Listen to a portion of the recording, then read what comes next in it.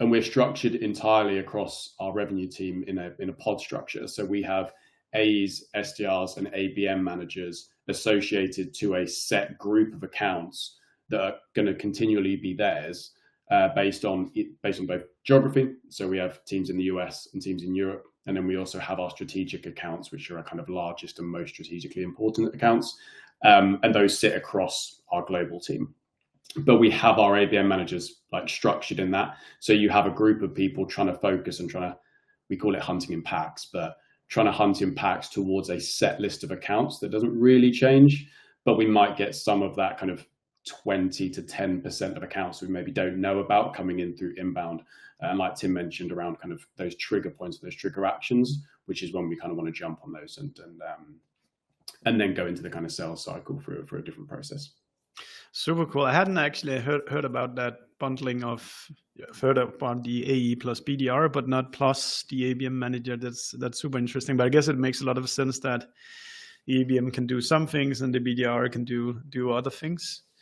But maybe that's just probably, maybe you can say a little bit more about it, Colin.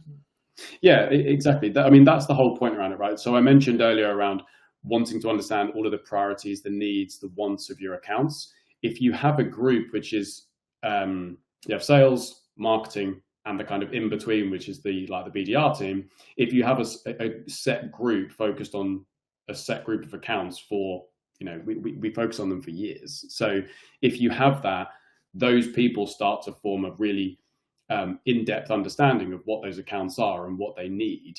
And they link everything together. So we have our sales team talking about the same thing that the BDRs are talking about, the same thing that marketing is talking about. And you just use different channels to be communicating the same thing, which aligns your messaging. So it's not a case of we have the ABM team going off and just talk about what marketing wants to talk about and sales talk about what they want to talk about.